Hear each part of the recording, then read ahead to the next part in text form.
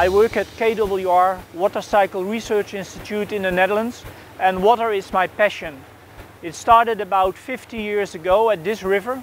At that time it was black, polluted by chemical industry and sewage of the city of Amersfoort. Actually, you could smell the river at a distance of 2 kilometers. Nowadays it's clean. People swim here, canoe here, bicycle here and do bird watching. And the boat now is carrying soil to reinforce the dikes as a measure to deal with extreme weather events as a result of climate change. And this brings me to our work on cities. Cities play a prominent role in our economy, but rapid urbanization, climate change, poor maintenance of water and wastewater infrastructures and solid waste management are major challenges. The cost of inaction is high. In 2011, we developed a baseline assessment as part of the strategic planning process in cities. This city blueprint assessment was kept as short, clear and simple as possible. The role of this baseline assessment is shown in the red box. With Richard Ehleman, we propose the approach as action of the European Innovation Partnership on Water. It is now one of the most active action groups. Recently, my colleague Stef Koop revised the city blueprint approach based on constructive feedback from cities, and we also included solid waste. The city blueprint approach is a diagnosis tool and now consists of 3 complementary frameworks. The main challenges of cities are assessed with the trends and pressures framework. How cities are managing their water cycle is done with the city blueprint framework. Where cities can improve their water governance is done with the governance capacity framework. This is a new framework and will be highlighted in a separate video.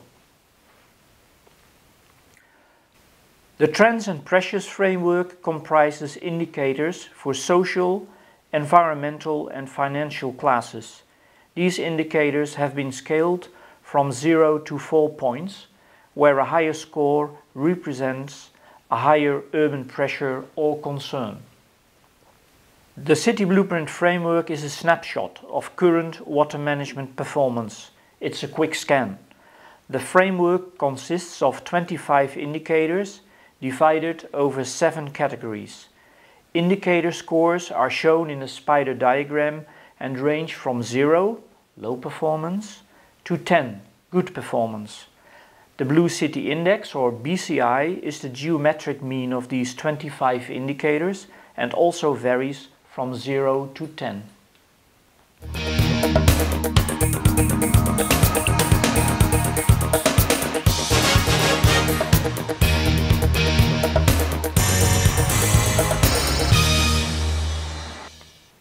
Cities generate massive amounts of solid waste.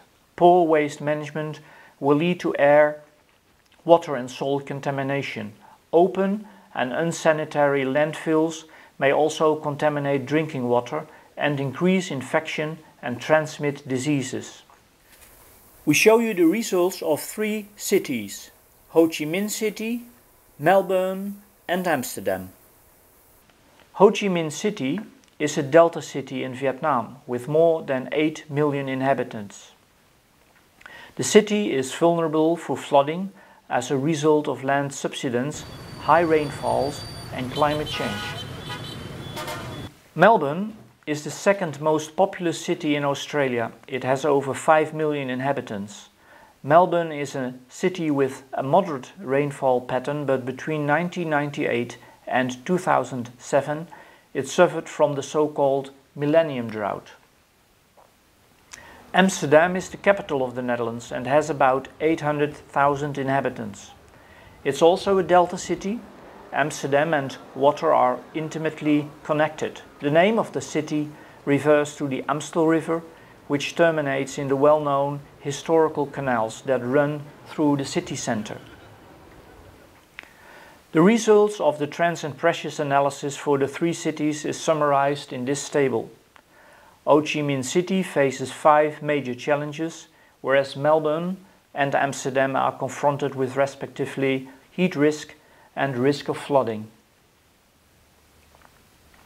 The City Blueprint Framework analysis is short, clear and simple. Municipalities and regions are contacted to complete a comprehensive questionnaire which takes them a few days.